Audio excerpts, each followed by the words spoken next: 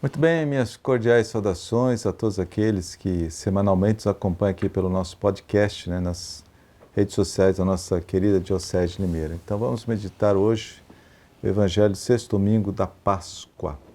É o Evangelho de São João, capítulo 14, versículos 23 a 29. Vamos ao texto. Naquele tempo disse Jesus a seus discípulos: Se alguém me ama, guardará a minha palavra, e o meu Pai o amará. E nós viremos e faremos nele a nossa morada. Quem não me ama, não guarda a minha palavra. E a palavra que escutais não é minha, mas do Pai que me enviou. Isso é o que vos disse enquanto estava convosco.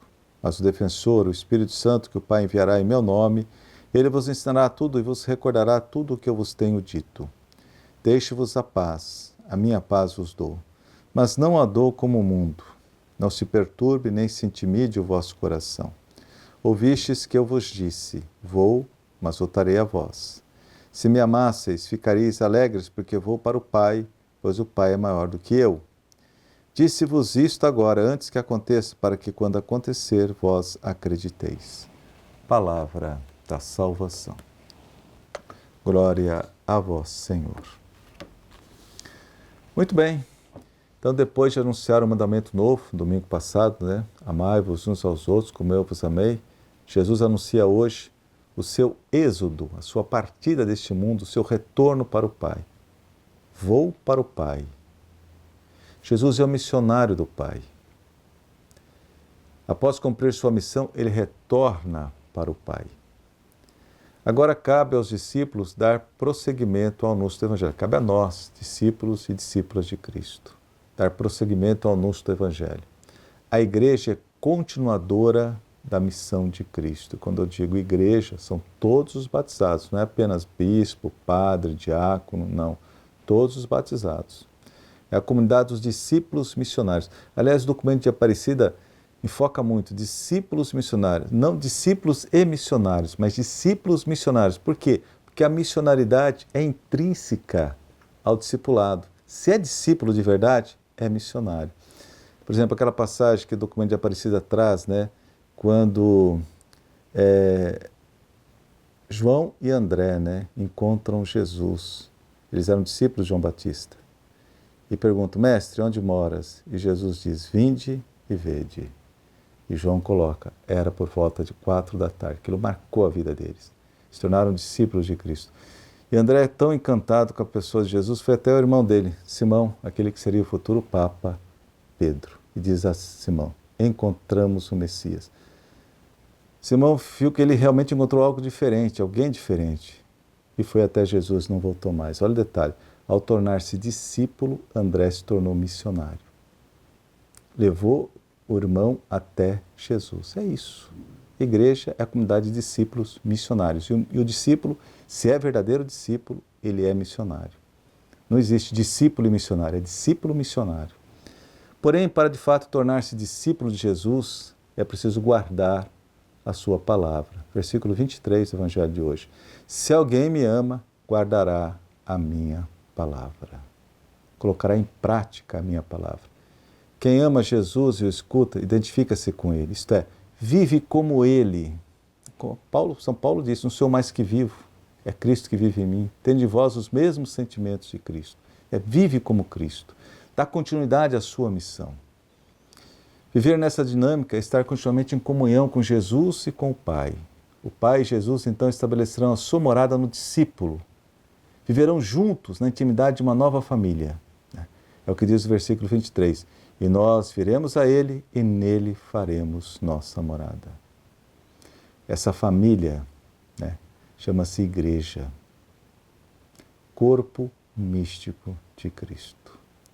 Para que os discípulos possam continuar a percorrer esse caminho, formando e animando a Igreja, o Pai enviará o Paráclito, isto é, o Espírito Santo.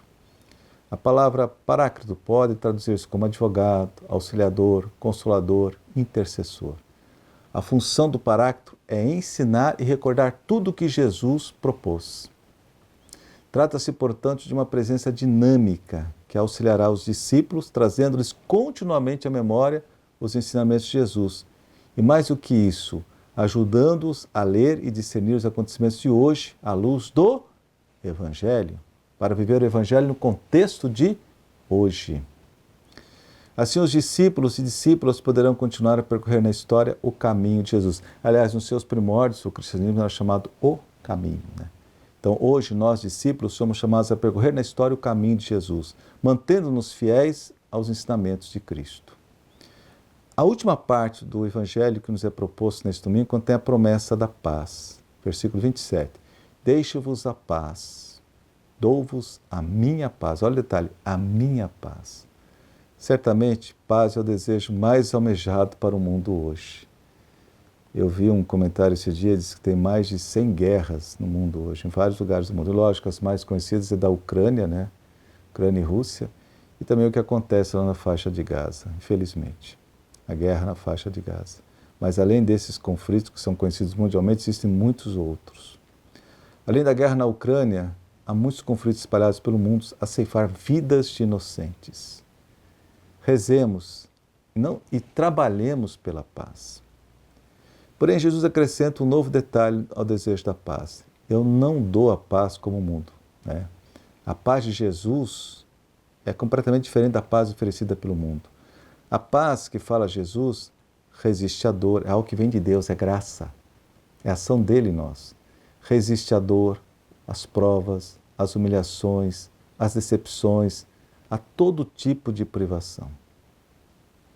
Por sua vez, a paz do mundo é somente trégua, frequentemente ameaçada pelas vaidades dos poderosos e pela luta insana pelo poder. Por fim, as últimas palavras de Cristo no Evangelho de hoje. Eu vou para o Pai, mas voltarei a vós. Versículo 28. Eu vou para o Pai, mas voltarei a vós. E digo que a ausência de Jesus não é definitiva, nem sequer prolongada. Através do Espírito Santo, Jesus continua atuando, agindo em sua igreja. E por isso termino com um pensamento de um teólogo, de um cardeal que admiro muito, o cardeal Frei Raniero Cantalamessa, capuchinho. Ele diz assim, a igreja não é um barco a remo, movida pela força humana. A igreja é um barco à vela, movida e assistida continuamente pelo Espírito Santo. O último conclave mostrou isso. A todos a minha bênção, em nome do Pai, do Filho e do Espírito Santo. Amém.